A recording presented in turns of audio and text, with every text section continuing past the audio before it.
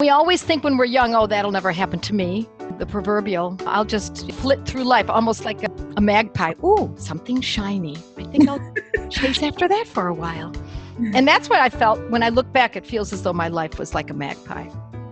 You are listening to podcast number 47 at practicalhomeopathy.com with Joette Calabrese.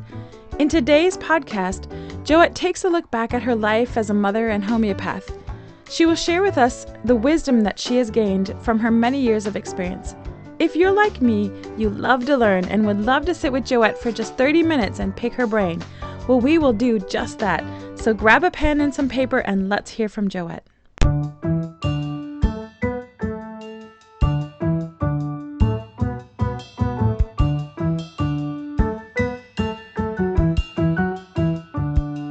Hi, I'm Kate and I'm here with Joette today. I was thinking to myself, what would I ask Joette if I had the opportunity to sit down and just chat with her for, say, half an hour? What pressing question, or how would I narrow it down to one burning question? And Joette, this is what I came up with. Looking back now, with all of your experience with homeopathy and your family, your life's experience, what would you tell your younger self? I think I would say, stop it. Just stop that. Stop acting like that. Stop thinking that way. Really, if I could just undo my mistakes. I made so many stupid mistakes. So if I could get myself, I would shake her and I would tell her I would slap her across the face and say, get a grip, girl. It's not about this or that. It's about this. And so what is this? This is that everything we do is meaningful.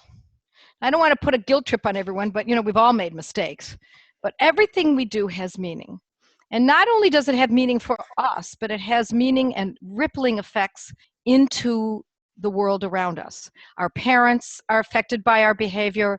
Our children are affected by our decisions, our grandchildren, even our great-grandchildren. I mean, my grandparents came to this country from Sicily.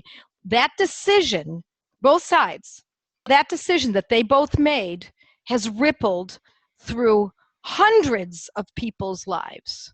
Hundreds. Because they had large families on both sides. Now their children, who were my parents, and their grandchildren, and now great-grandchildren. So think about that one decision to leave a horrible place such as Sicily. It was horrible for them. Grinding poverty, a heavy government hand on them in addition to the grind. Well, that's the reason there was grinding poverty as far as I'm concerned. And they decided to come as young adults and make a whole new life. My goodness, what a difference it made in so many people's lives. So we think that every day when we think of doing this or that, we think it has no consequence. Everything we do has a consequence. Everything goes out there, good or bad, whether it's called a consequence or an advantage. So I wish I had been more mindful of that. I wish I had had more wisdom. Of course, wisdom doesn't come with youth. It comes with age. And we always think when we're young, oh, that'll never happen to me. The proverbial, I'll just flit through life almost like a magpie. Ooh, something shiny. I think I'll chase after that for a while. And that's what I felt when I look back. It feels as though my life was like a magpie. I was too influenced by shiny objects. And I don't mean literally, although I liked jewelry too, but I mean, I was too influenced by the first thing that came to my mind or the first thing that came before me. So that's what youth is. It's a misguided understanding of what's important. The hierarchies of importance are not there. And parents tell the children, but we don't listen. I didn't listen. I made a lot of really stupid mistakes. So that's one thing. I guess I would say stop spending. Stop spending money. Stop spending your good health, because it may not always be there. And we want to save for that rainy day because it's inevitable. Life, has its twists and turns. So what does that mean exactly to you, Joette, when you say stop spending your good health? What does that mean? Well, when I was a young woman, everyone smoked cigarettes. So that was really foolish of me. And we drank alcohol. I would never say that I went into an alcoholic binging. I wasn't like that. But that's part of it. And not worrying about eating properly. Now, don't get me wrong. I don't believe that the youth should be worried about eating the proper foods. But there should be a baseline that preparing your own meals is a very important part of being an adult, and eating foods that are made from scratch as much as possible. Also, when you have a cold or a flu, you don't run to the doctor and get a drug. I mean, I used to get urinary tract infections here and there, and I would just take an antibiotic, never give it a thought. Why would I put anything in my body without knowing what the consequences might be? That's spending your health without realizing. And to this day, I still am amazed at how many people I meet with. And again, I am not slapping people on the back of the hand, because many folks have just not thought about this. And so here's an opportunity for us to discuss it. But I'm surprised at how many people take drugs and have several conditions, and we look up the drug and look up the side effects, and there's the condition that they have. It's Wow. a secondary condition or the tertiary condition. And I said, did you know that the drug that you've been taking for 10 years has been known to cause the condition that you are now suffering from for the last 5 years? I think you mentioned that with inhalers for asthma, right? Yes. What's the medication that's commonly used? Steroids, certainly. Steroid inhalers. I remember you saying that about steroid inhalers, that they can actually cause asthma, and that's what doctors prescribe for asthma. Yes. It's uncanny how drugs cause such trouble, but people don't think twice about it. They just believe what they're told and accept it. And there should come a time in all of our lives when we say, enough. That's enough. I now have to do my homework. And in today's world, with the access to information that we have, there really is almost no excuse for not looking up what the side effects of drugs are. I would never expect someone to read all the side effects, because that's longer than a Russian novel. And you know how you can't pronounce those Russian names, and War and Peace, that's sort of the same idea. You can't pronounce those words. You'll never get through it all. So instead, you look up online, does this condition that I have, is it caused by that drug? Or does this drug cause this condition? Any condition you might have. You might have asthma, but my hair is falling out, for goodness sakes. Is alopecia the result of taking this inhaler? Find out. But I also caution you that now the industry is smart enough to have picked up on this, and the first page, they will give you a lead to saying that indeed it can cause asthma, and you open it up and then there's nothing. I mean, there's information, but it has nothing to do with the title of the lead of the article. And they expect people just to give up after page 1, 2, or 3. So you have to dig further. You've got to keep looking. Or I got an idea. How about asking the pharmacist? He's the guy who knows. The doctors don't know. Doctors do not. Excuse me, I know this is a blanket sweeping statement. Doctors do not know their medicines like they should. The medicines change too quickly. Right. How can they know everything about every medicine? Well, not only that, but the last medicine that they've been using for the, Tylenol, whatever it might be, was just yanked from the market. Now they've got a new one to replace it, and their drug rep comes in the tall 3-inch stiletto heels and a short skirt, bearing donuts and chicken wings and showing him the new drug that replaces that old drug. So as long as people understand, it's not that the doctors are bad guys. It's that they couldn't possibly keep up. It's up to you to keep up.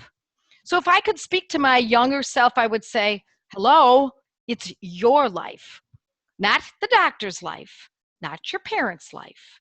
It's your life. And so what we put into it is what we get out of it. You don't get to this point in learning about health as I have learned. You don't get here at once, you get here at last.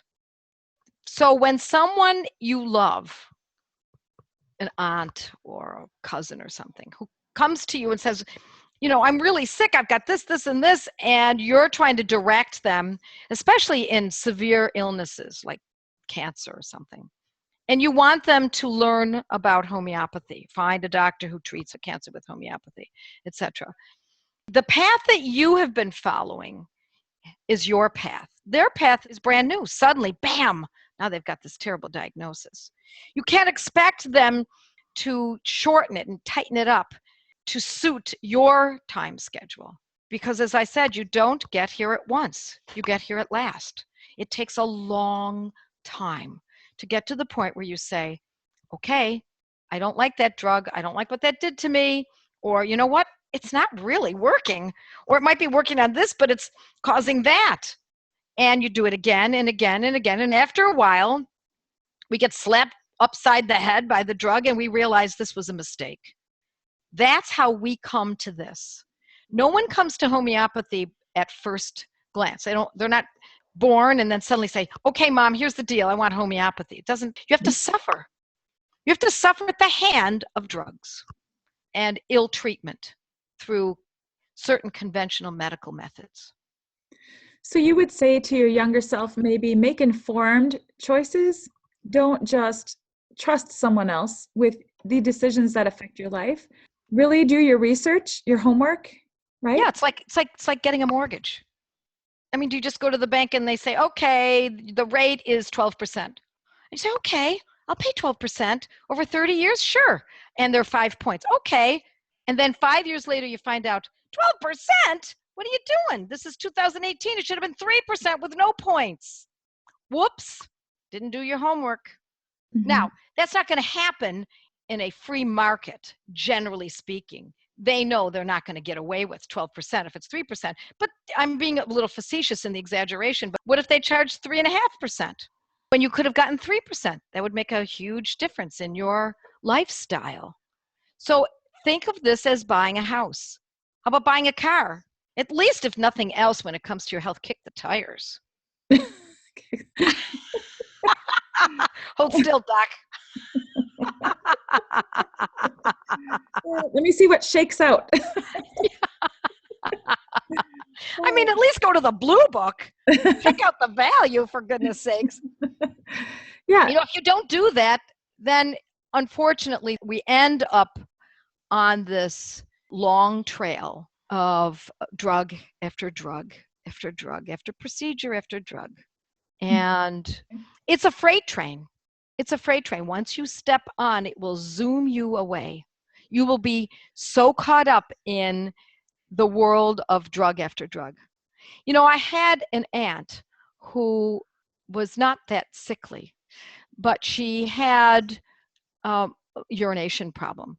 And it was really becoming bothersome. She was in her early 80s when this was happening. And she went to the doctor and she got a drug. And then that caused trouble with her throat and her eyes. They got very dry. And then she would cough. She'd go into coughing fits and her eyes would burn and hurt. Felt like sand in her eyes. And then she went back and got another drug for that and a drug after that. And I finally said, why are you going to the doctor for this? Why don't you be more hands-on here? Let's figure out why you're urinating so frequently. Well, I knew why she was urinating so frequently. She was drinking, and I know you're not going to believe this. I've talked about this before. She made a big coffee pot of coffee every day, and the coffee pot held 20 cups. She drank all but 2 every day. Oh, she wow. drank 18 cups of coffee daily.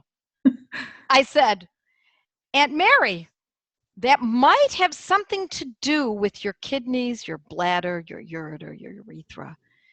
I think you need to back off of that coffee. That's what's causing the trouble. Now, why did that urologist not tell her that? Why didn't he say, how many cups of coffee do you drink a day? I knew that. I'm not a doctor. And this was long ago. How come I knew that? Because it's common sense. It's just common sense. It draws out the fluids from the body. That's why when people drink coffee, they often have a bowel movement shortly after, besides the stimulation of it. But it's a diuretic. Mm-hmm. So this diuretic was playing on her body for all these years, causing urination trouble. Instead of saying, let's just be logical. No, he said, here, take this drug and then take this one for that and that one for this. And her answer was, yeah, but Joette, it's free. I don't have to pay for this. I said, Aunt Mary, that's why you shouldn't go. Right. Because it's free. Because if you have no skin in the game, so to speak, if you're not paying for this information, you're not going to really value it as much as you ought to. You need to do your homework. That's not a good reason to go to a doctor because it's free. In fact, it's the worst. So did she stop drinking the coffee and the problem? Yes, she did. She did. And then she started to get terrible headaches. And of course, her first thought was to go to the doctor and get a pain reliever. But instead, I gave her coffee. and Nux vomica, and it helped with the headaches a great deal. And so finally she didn't stop coffee completely, but she stopped it enough. I believe she went down to about 5 cups a day. Now, let me also explain this. And she was 4'11" and probably weighed 100 pounds soaking wet. So it amazes me that she was even able to get that much down. But 18 cups of coffee in a 4'11" person is pretty intense. Okay, so let's talk now about looking back at your younger self when you started getting into homeopathy and you were on the right track, away from the medications. What advice would you give yourself about how to go about healing your family using homeopathy now with the information that you have? Well, I wish I had had the Banerjee protocols back then, and I was craving them. I wanted protocols. On the other hand, having studied classical homeopathy to the degree that I did, and I spent years studying it, it was very beneficial. So from the time that I learned homeopathy, I would say I did it right. I'll be honest with you, I think it did it right. If I had had the Banerjee protocols, I would have still studied classical homeopathy because it's so valuable as an underpinnings for someone who eventually goes into practice or starts writing or teaching. But for a mom who has no intention of doing that, these practical applications of homeopathy are so golden that someone could easily skip right over classical and get right to the meat of the problem. If your intention is not to go into practice. Right. So if you're planning on going into practice or teaching, then you really ought to have classical background because this is all based on classical. So what about purchasing remedies? I know you often say purchase as much as you can, as often as you can, stock up. So looking back, would you have anything to say to your younger self about the remedies, about getting remedies? I can just say that whenever I could afford more, I bought more. But I did do this. Mother's Day, birthdays, Christmas. I asked for homeopathy books, homeopathy classes, remedies, homeopathy kits. My focus was homeopathy, because it was the essence of how I was raising my family and treating my husband and my parents and our livestock and our pets.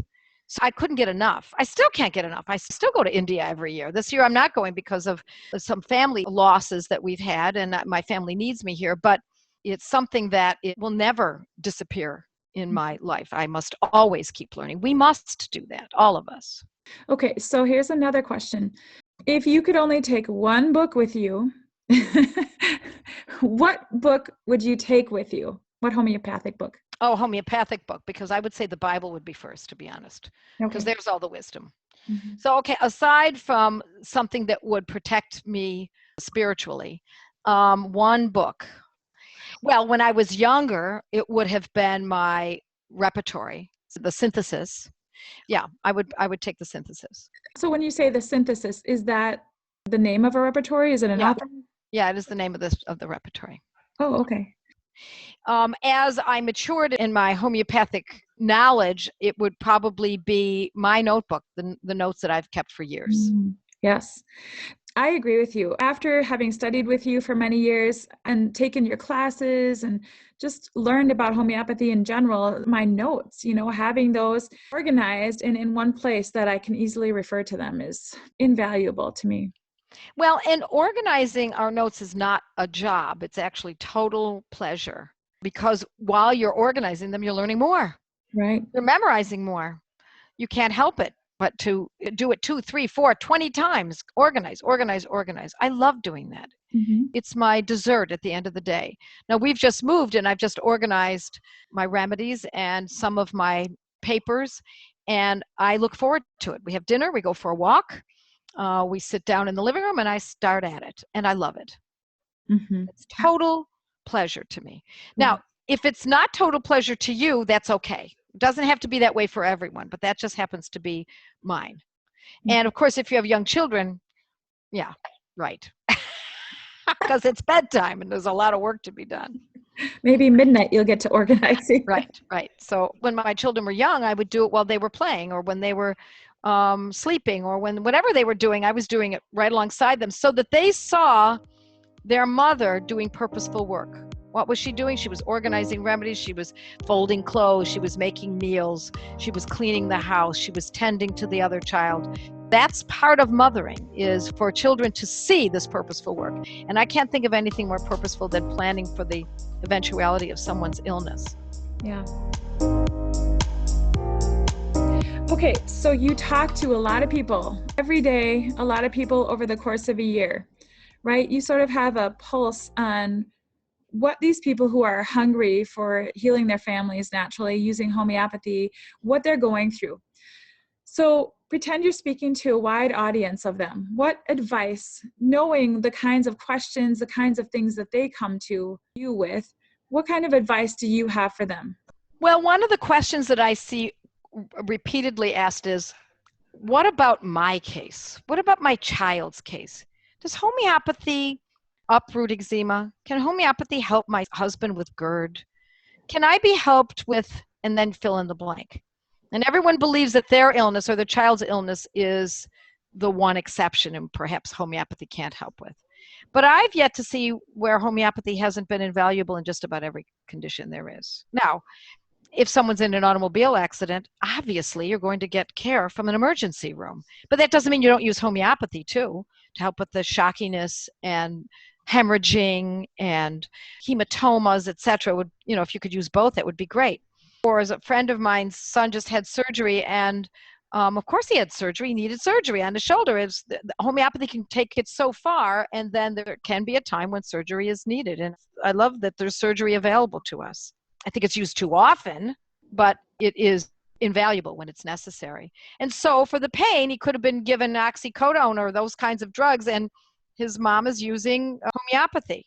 Wow. Can you imagine that? I mean, this is a young man. And so we don't want a young man taking oxycodone every day for pain. We all know how serious the consequences are to something like that. I'm not saying he should never take it, but until she got the right remedy, she had to administer it a couple of times. But we want to back off as soon as possible.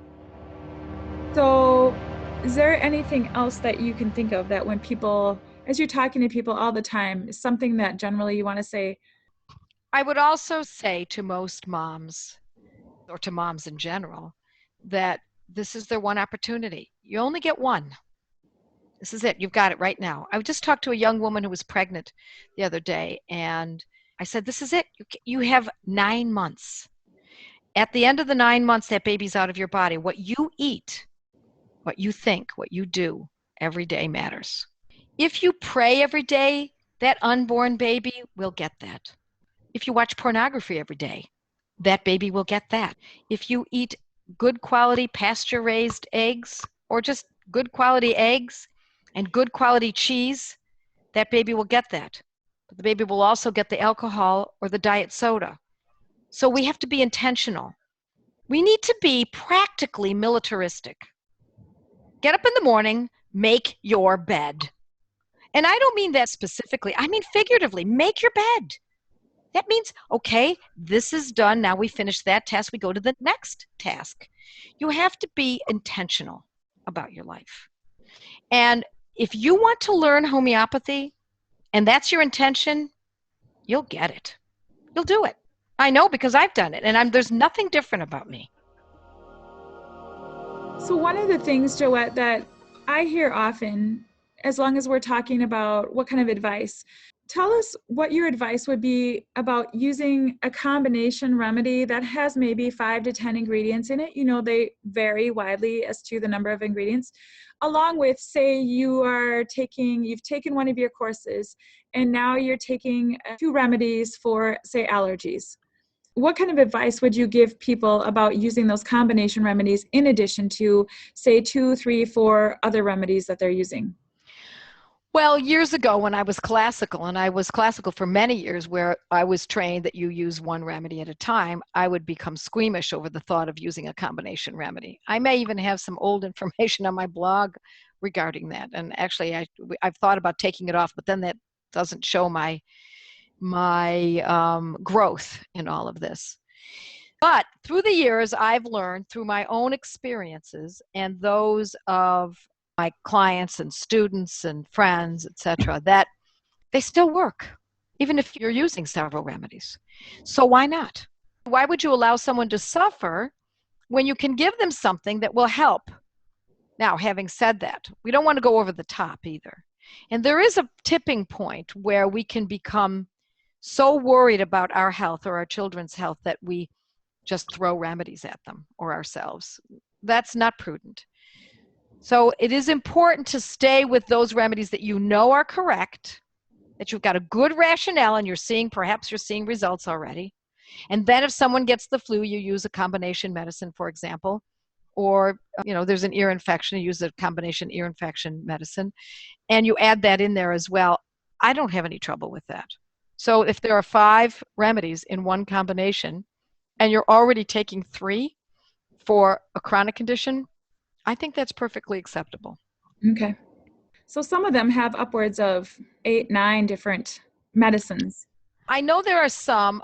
I'm not up on all of them, but the ones that Boron make and the ones that Highlands make and the pharmacies that I'm most familiar with generally have about 4 to 5.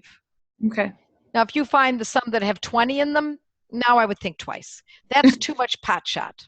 Now they're just throwing it up against the wall to see if it sticks. Okay. That's not tight enough. What I like about those pharmacies, Washington Homeopathics and Hahnemann Pharmacy and Boron, of course, and Highlands and OHM for my students and clients. What I love about Helios, about them, is that they know their stuff. They've been around a long time, and they're not just throwing stuff together and coming up with a potential combo. They know what their product is. They've had it out for a long time, and their pharmacists are quite sophisticated.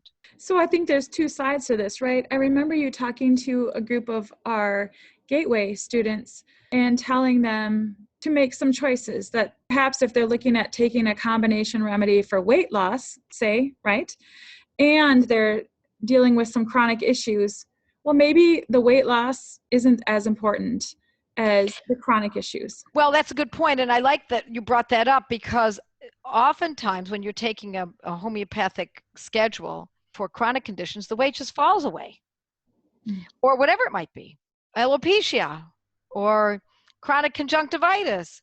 Those things will often fall to the wayside when you treat the chronic anyway, so don't address it specifically. Allow the remedies to act most fully and see where you go with that. You might be very surprised to find out that that's resolved seemingly on its own, but it's because you were using the correct medicines for the chronic conditions. Yeah, don't you see that over and over in talking with people? Yes, all the time. Mm-hmm. All the time. And so what I hear is, oh my gosh, we were dealing with my arthritis, but I'm sleeping better. And not only that, but I don't have the burping anymore. And in addition to that, my libido is back. What do you know? It's all connected. I know. Isn't that exciting when you find remedies and it just helps everything? Yep. The shoulder bone's connected to the elbow bone. There's no doubt about it. The thigh bone's connected to the hip bone. The hip bone's connected to the backbone. The backbone's connected to the shoulder bone. The shoulder bone's connected to the neck bone. The neck bone's connected to the head bone. Now hear the word of the Lord. I love that song. Dem bones. Dem bones. Maybe that should be your theme song. Yeah. Yeah, if I could leave with any words, I would say don't follow someone else's rules. Unless you're young, then follow your parents' rules. But by the time you're a mother or grandmother, don't follow someone else's rules. You have to find out for yourself. And I urge you to determine who it is you hold in highest esteem and follow potentially that person for a while, and then go to another person and follow. I mean, I follow a lot of political pundits who I hold in high regard, and I listen to many of them.